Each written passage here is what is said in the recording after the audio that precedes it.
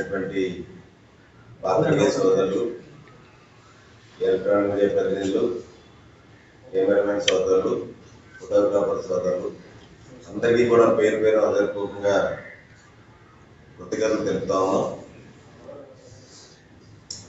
కూటమి ప్రభుత్వం ఏర్పడిన నాటి నుంచి కూడా రాష్ట్రాన్ని సర్వతోముఖాభివృద్ధి చెందే విధంగా, అన్ని ప్రాంతాలని సమాంతరంగా అభివృద్ధి చేసే విధంగా, రాష్ట్రానికి పెద్ద ఎత్తున పెట్టుబడులు తీసుకొచ్చే విధంగా రాష్ట్ర ముఖ్యమంత్రి గారు శ్రీ నారా చంద్రబాబు నాయుడు గారు, రాష్ట్ర ఉప ముఖ్యమంత్రి వర్యులు శ్రీ పవన్ కళ్యాణ్ గారు, అలాగే యువ నాయకుడు ఐటీ శాఖ మంత్రి శ్రీ లోకేష్ బాబు గారు ఈ రాష్ట్రంలో ఉన్నటువంటి నిరుద్యోగ యువతకి ఉపాధి అవకాశాలు కల్పించాలి, పరిశ్రమలు తీసుకురావాలి, రాష్ట్రాన్ని అన్ని రంగాల్లోని అభివృద్ధి చేసే విధంగా అన్ని జిల్లాలని సమాంతరంగా అభివృద్ధి చేయాలనే దిశగా అహర్నిశలు కష్టపడి కార్యక్రమాలు చేస్తూ ఉన్నారు. ఇవన్నీ చూసి ఓవలేక వైసీపీ నేతలు, కోడిగుడ్డు మంత్రి గురువాడ అమర్, అలాగే వైసీపీ ఎమ్మెల్సీ వరద కళ్యాణి గారు, వీళ్ళందరూ కూడా పాత్రికేయ సమావేశం పెట్టి రాష్ట్ర ప్రభుత్వం మీద, రాష్ట్ర ప్రభుత్వ కూటమి ప్రభుత్వ పాలన మీద, అదేవిధంగా చంద్రబాబు గారి మీద, పవన్ కళ్యాణ్ గారి మీద, లోకేష్ బాబు గారి మీద వీళ్ళు చేస్తున్నటువంటి వ్యాఖ్యలు చూస్తే వీరికి మతి భ్రమించి, అంటే ఇంక అధికారం అన్నది జీవితకాలంలో ఎప్పటికీ కూడా మనకు రాదని చెప్పి భావించి, ఈ రాష్ట్రాన్ని మనం గత 5 ఏళ్ళు మనం అధికారంలో ఉండేటప్పుడు వైసీపీ నేతలందరూ కూడా అందరి కాడికి దోచుతున్నాం, ప్రజలు మనకు తగిన శాస్త్ర బుద్ధిని చెప్పారని చెప్పి ఇంకా పూర్తిగా వీళ్ళు వాస్తవ పరిస్థితిలోకి రాకుండానే వీళ్ళు చేస్తున్నటువంటి వ్యాఖ్యలు చూస్తుంటే ఈ రాష్ట్ర ప్రజలు వైసీపీ నేతల్ని ఇంక ఈ రాష్ట్రం నుంచి తరిమి కొట్టేటువంటి పరిస్థితి ఏర్పడుతూ ఉంది. వైసీపీ ప్రభుత్వంలో ఋషికొండ ప్యాలెస్ కోసం 500 కోట్ల రూపాయల ప్రజాధనాన్ని దుర్వినియోగం చేశారు. ప్రకృతి విధ్వంసానికి పాల్పడ్డారు, పర్యావరణ విఘాతం కలిగించారు. జగన్మోహన్ రెడ్డి తన ప్యాలెస్ కోసం 500 కోట్ల రూపాయల ప్రజాధనాన్ని లూటీ చేశారు. రాష్ట్ర వ్యాప్తంగా సర్వే రాళ్ళ మీద జగన్మోహన్ రెడ్డి తన బొమ్మలు వేసుకోవడం కోసం 700 కోట్ల రూపాయలు ఖర్చు చేశారు. కానీ కూటమి ప్రభుత్వం ప్రపంచం మొత్తం మెచ్చుకున్నటువంటి ప్రజారోగ్యాని కోసం యోగాంధ్ర నిర్వహిస్తే దానిపై కూడా వైసీపీ నేతలు విష ప్రచారం చేస్తూ ఉన్నారు. తాడేపల్లి ప్యాలెస్ కోసం, తాడేపల్లి ప్యాలెస్ తూకుల కోసం, రంగుల కోసం 100 కోట్ల రూపాయలు దుర్వినియోగం చేశారు వైసీపీ నేతలు. అలాంటిది ఒక్క మెడికల్ కాలేజ్ కూడా నిర్మించలేకపోయారు. ఇన్ని 100 కోట్ల రూపాయలు లూటీ చేసి ఈరోజు కూటమి ప్రభుత్వం మెడికల్ కాలేజీలన్నీ కూడా పీపీపీ విధానంలో ప్రభుత్వం నిర్వహించే విధంగా నిర్ణయం తీసుకొని, వీళ్ళు కూటమి ప్రభుత్వం నిర్ణయం తీసుకొని మెడికల్ కాలేజీని నిర్మించి పూర్తి స్థాయిలో మెడికల్ విద్యార్థులకి ఇవాళ మెడికల్ విద్యను అందించే దిశగా ప్రయత్నం చేస్తా ఉంటే వైసీపీ నేతలు కేసులు పెడతామని చెప్పి బెదిరించి ఇవాళ అంత దయనీయమైనటువంటి దారుణమైన స్థితికి దిగజారారు. ఒకప్పుడు ఉత్తరాంధ్ర అంటే వెనుకబడినటువంటి జిల్లాలు ఉత్తరాంధ్ర జిల్లాలు. అలాంటిది నేడు శ్రీకాకుళం కానీ, విజయనగరం కానీ, విశాఖపట్నం కానీ, తూర్పుగోదావరి, పశ్చిమ గోదావరి జిల్లాలన్నీ కూడా పెద్ద స్థాయిలో అభివృద్ధి చెందుతూ ఉన్నాయి. వైసీపీ నేతలు ఆఖరికి అధికారం లేదని అధికారం కోల్పోయినటువంటి నేతలు అధికారులను బెదిరించి అధికారుల మీద బురద జల్లే విధంగా మా ప్రభుత్వం వస్తే మేము అది చేస్తాం ఇది చేస్తామని చెప్పి బెదిరించి బ్లాక్మెయిల్ చేసే స్థాయికి ఇవాళ ఎదిగిపోయారంటే వైసీపీ నేతలు ఎంత స్థాయికి పరితెగించారో దీన్ని బట్టి అర్థమవుతా ఉంది. 5 ఏళ్లలో 5 లక్షల ఉద్యోగాలు ఇస్తామని చెప్పి కూడా ప్రభుత్వం చెప్పింది. అలాంటిది కేవలం 16 నెలల్లోనే 3 లక్షల ఉద్యోగాలకు ఉపాధి అవకాశం కల్పించింది. ఇది కేవలం కూటమి ప్రభుత్వం రాష్ట్రం మీద, రాష్ట్ర ప్రజల మీద, రాష్ట్ర ప్రజల్లో ఉన్నటువంటి నిరుద్యోగ యువత మీద ఉన్నటువంటి ఒక సిన్సియారిటీ, కమిట్మెంట్, హానెస్టీతో చేస్తున్నటువంటి ప్రక్రియ ఇది. అలాంటిది విశాఖ నగరానికి కాంక్రీట్ వచ్చింది, శంకుస్థాపన చేశారు, టీసీఎస్ వస్తుంది, గూగుల్ వస్తుంది, గూగుల్ సిటీగా ఇవాళ ఆనందపురం యొక్క రూపురేఖలు భారతదేశంలోనే ఒక గూగుల్ సిటీ అంటే అత్యంత పెద్ద హైటెక్ సిటీగా ఆనందపురం ప్రాంతాన్ని ఇవాళ తయారు చేయబోతున్నారు గూగుల్ తీసుకొచ్చి. ఇవన్నీ చూసి ఓర్వలేక సాఫ్ట్వేర్ కంపెనీని భూ కేటాయింపుల్లోని భారీ ఎత్తున దోపిడీ జరిగిందని చెప్తా ఉన్నారు వీళ్ళు వైసీపీ నేతలు. వారి అవకాశాలు కల్పించడానికి ముఖ్యమంత్రి గారు లోకేష్ బాబు గారు, పవన్ కళ్యాణ్ గారు శ్రమిస్తుంటే ఆఫీసులో అభివృద్ధి పదాలు నడుస్తూ ఉంటే వాళ్ళు చేసినటువంటి అవినీతి భాగవతాలు ఎక్కడైతే ఇవాళ ప్రజలు ఇప్పుడున్నటువంటి అభివృద్ధితో పోలుస్తారని చెప్పి వీళ్ళు చేదరించుకుంటారని చెప్పి వీళ్ళు మాట్లాడుతున్న మాటలు రాష్ట్ర ప్రజలు చేదరించుకుంటా ఉన్నారు. ఆసియాలోనే అత్యంత పెద్ద స్టీల్ ఫ్యాక్టరీ వాళ్ళ అనకాపల్లి జిల్లాకు రాబోతా ఉంది. ఏదైతే స్టీల్ ఫ్యాక్టరీ ఆర్సిలర్మిట్టల్ ఏదైతే ఉందో ఆర్సిలర్మిట్టల్ అనకాపల్లిలో స్టీల్ ఫ్యాక్టరీ ఆసియాలోని అత్యంత పెద్ద స్టీల్ ఫ్యాక్టరీగా పోర్ట్ కూడా అవతరించిపోతా ఉంది. అలాగే ఎన్టీపీసీలో గ్రీన్ హైడ్రోజన్ లో ప్రధాని గారు శంకుస్థాపన చేశారు, ప్రారంభం చేశారు. భోగాపురంలో ఎయిర్పోర్ట్ ని పూర్తి స్థాయిలో ప్రజలకు, ఉత్తరాంధ్ర ప్రజలకు అందుబాటులో తీసుకొచ్చే విధంగా వచ్చే ఏడాది జూన్ కల్లా మొదటి విమానం ఎగిరే విధంగా ఇవాళ అత్యంత వేగవంతంగా భోగాపురం ఎయిర్పోర్ట్ పనులు అక్కడ జరుగుతూ ఉన్నాయి. ఒక ఏవియేషన్ ఎడ్యుకేషన్ సిటీని సిద్ధం చేసి అక్కడ కొన్ని వేల మందికి ఉపాధి అవకాశాలు కల్పించేటువంటి ప్రక్రియ మొన్న ముఖ్యమంత్రి గారు, ఉప ముఖ్యమంత్రి గారు లోకేష్ బాబు గారు చేపట్టారు. వైసీపీ హయాంలో గంజాయి వనాలు పెంచిపోయిస్తే కూటమి ప్రభుత్వంలో గిరిజన ప్రాంతాల్లో కాఫీ పంటలు, అలాగే పెప్పర్ వనాలు ఇవాళ ఏదైతే పెంచి పోషిస్తా ఉన్నారు. మీ అందరికీ తెలుసు, రాష్ట్ర వ్యాప్తంగా అమాయక యువత గంజాయి మత్తులో ఊగిసలాడేది.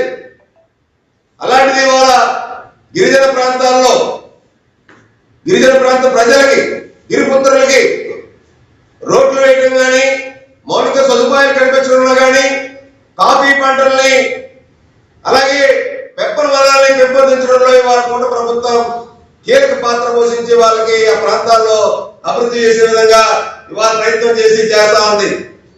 రైతులకి, వీళ్ళు రైతుల గురించి మాట్లాడుతున్నారు, మామిడికాయల్ని తొక్కించే విధంగా మనుషులు తొక్కించేసినటువంటి వైసీపీ నేతలు ఇవాళ వీళ్ళు రైతాంగం గురించి మాట్లాడుతూ ఉన్నారు.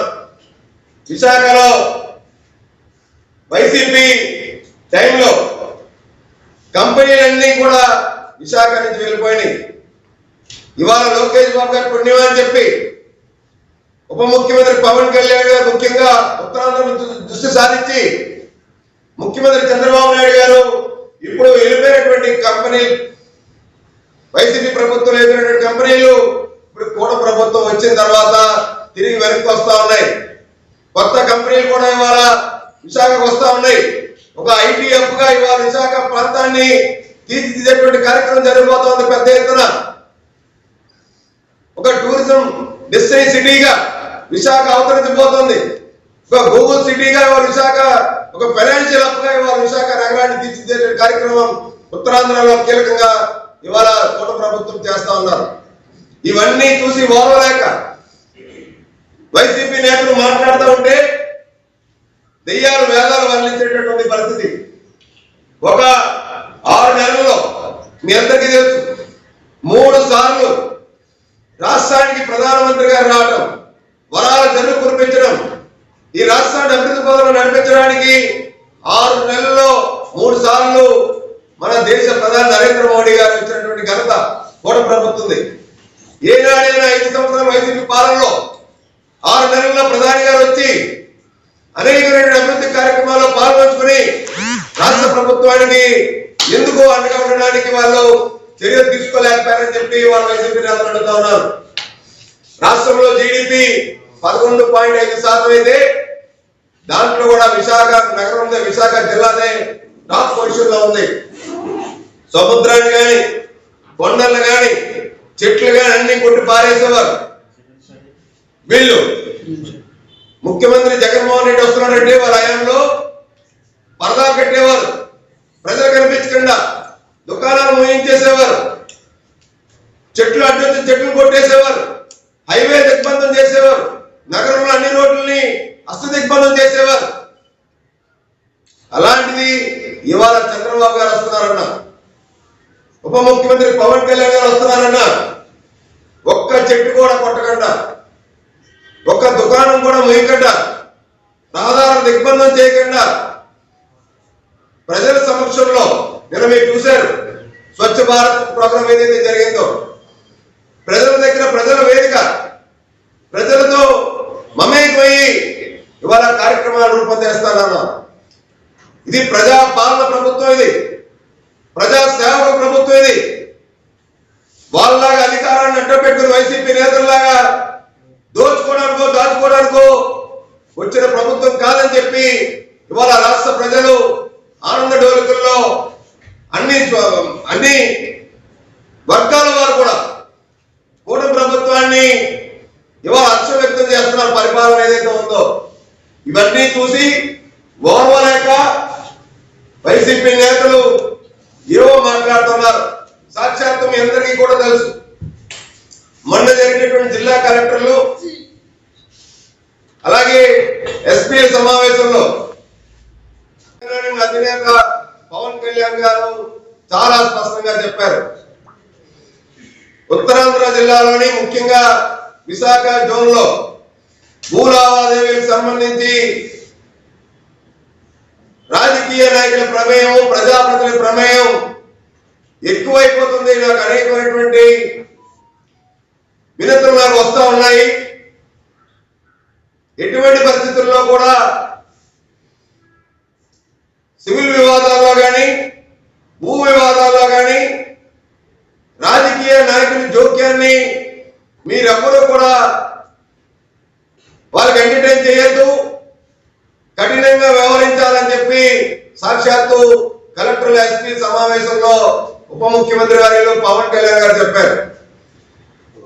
ఒక ప్రభుత్వంలో ఉన్నటువంటి బాధ్యతాయుతమైనటువంటి ఒక ఉప ముఖ్యమంత్రి గారు రాష్ట్ర ప్రజలకి, ముఖ్యంగా ఉత్తరాంధ్ర జిల్లాలో ఉన్నటువంటి భూ హక్కుదారులకి, భూ యజమానులకి రాష్ట్రంలో ఒక మంచి మెసేజ్ ఇవ్వడానికి ఆయన దృష్టికి వచ్చినటువంటి సమస్యలు ఏవైతే ఉన్నాయో, భూ లావాదేవీల్లో రాజకీయ నాయకులు కానీ, సొంత పార్టీ వాళ్ళు కానీ, ప్రజాప్రతినిధులు కానీ ఎవరున్నా కానీ మీరు వాళ్ళని ఎటువంటి పరిస్థితుల్లో అధికారులు ఎవరు కూడా మీరు వాళ్ళ చర్యల్ని మీరు అడ్డుకట్టు వేయండి, ప్రజలకు అండగా నిలవండి అని చెప్పి ఒక మెసేజ్ ఇచ్చారు. రాష్ట్ర చరిత్రలో ఎప్పుడైనా కానీ ఇటువంటి నాయకుడు మనం చూసామా? ఎప్పుడైనా జగన్మోహన్ రెడ్డి తన ప్రభుత్వంలో తన సొంత పార్టీ నేతలే దోచుకుంటూ ఉంటే, భూదోపిడీ చేస్తూ ఉంటే, దస్పల భూములు కావచ్చు, ఎన్సీసీ భూములు కావచ్చు, హైగ్రీవ భూములు కావచ్చు, క్రిస్టియన్ భూములు కావచ్చు, అలాగే రేడియంట్ భూములు కావచ్చు, అమాయక డీప్ పట్టా హోల్డర్లు, ఫ్రీ హోల్డ్ భూములు కావచ్చు,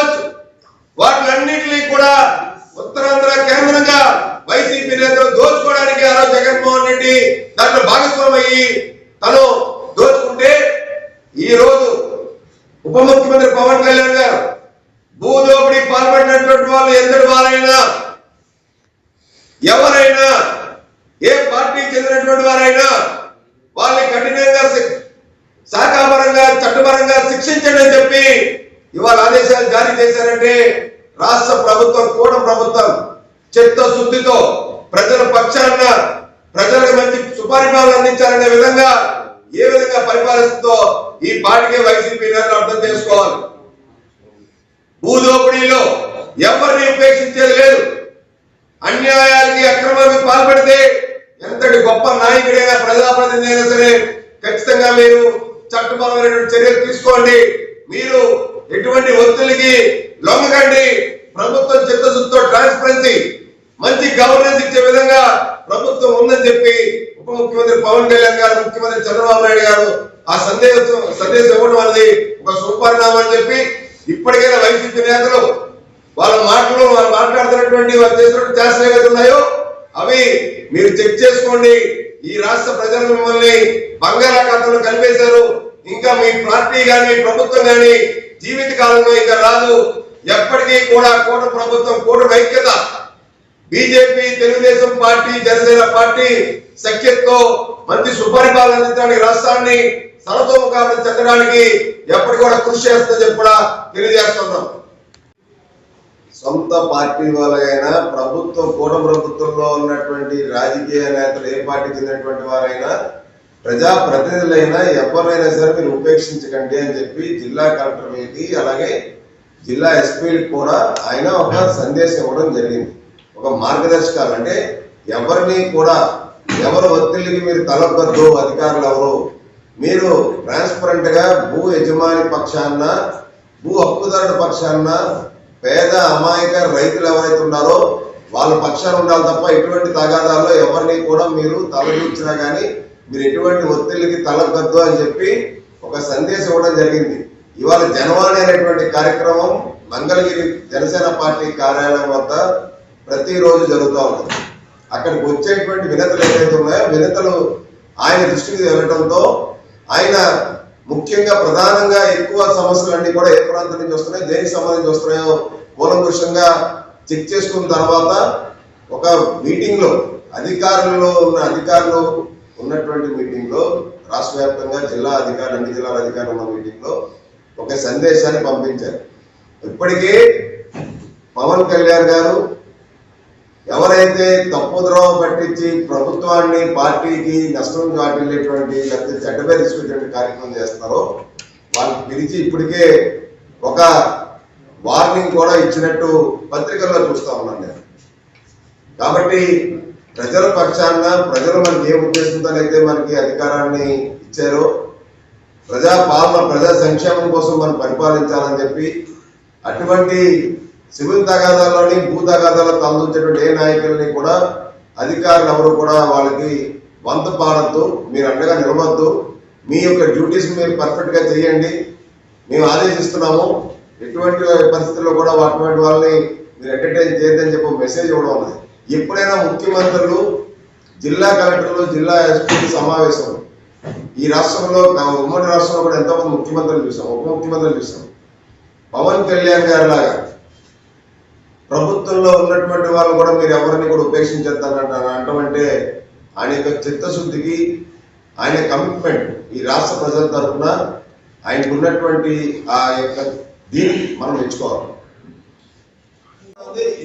చర్యలు ఎవరైతే ఉపేక్షించారో చెప్తారు. గత 5 సంవత్సరాల్లో జరిగిన భూ కబ్జాలు అక్రమాల మీద మీరు ఏ చర్యలు తీసుకోలేదు. ఇప్పుడు 18 నెలల్లో చాలా జరుగుతుంది. మీ డిప్యూటీ సీఎం మీ పార్టీ అధ్యక్షుడు అంటున్నారు. మీ ప్రభుత్వం చేతగాని ప్రభుత్వమా? ఒప్పుకుంటున్నారు దాన్ని? మీ జనసేన ఎమ్మెల్యే ఎలమంచిన ఎమ్మెల్యే భూ కబ్జాలో ఉన్నాడు బెదిరిస్తున్నాడని చెప్పేసి ఆల్రెడీ పవన్ కళ్యాణ్ ఫిర్యాదు వెళ్ళి గత ప్రభుత్వంలో మీరు చెప్పిన గత ప్రభుత్వంలో జరిగినటువంటి భూ కబ్జాలు భూ లావాదేవీలు ఏవైతే ఉన్నాయో తీర ప్రాంత నియంత్రణ మండలి ఉల్లంఘనలు ఏవైతే ఉన్నాయో ఋషికొండ ప్యాలెస్ తీసుకోవచ్చు. ఇవాళ 3 మంత్రులతో కమిటీ వేశారు. ఇవాళ ఋషికొండ ప్యాలెస్ సంబంధించి హైగ్రీవా ప్రాజెక్టు రాష్ట్ర ప్రభుత్వం ల్యాండ్ ఓవర్ చేసుకుంది. హైగ్రీవా భూముల్ని అమాయక ఎవరైతే ఆర్ఫన్స్ ఉన్నారో ఓల్డ్ ఏజ్ హోమ్ కట్టాల్సినటువంటి వాళ్ళు కట్టలేదని చెప్పి ఆ యొక్క భూమిని వెనక్కి తీసుకున్న ప్రభుత్వం వాళ్ళ క్రైస్తవుల భూములు ఏదైతే వైసీపీ మాజీ ఎంపీ అక్కడ కబ్జా చేశారో ఆ యొక్క ప్రాజెక్టుకి నిర్మాణ అనుమతులు ఇవ్వకుండా నిలిపేసింది. ఇవాళ ఎన్సీసీ భూముల్ని ఇవాళ అలాగే దశపల్ల భూముల మీద పూర్తి స్థాయిలో రాష్ట్రం దృష్టి సారించింది. రాష్ట్ర ప్రభుత్వం చిత్తశుద్ధితో ఉందని చెప్పి చెప్పడానికి నిదర్శనం ఈ యొక్క 16 నెలల్లో జరిగినటువంటి పారదర్శకమైన పాలన కూడా గర్వంగా చెప్పచ్చు. Thank you.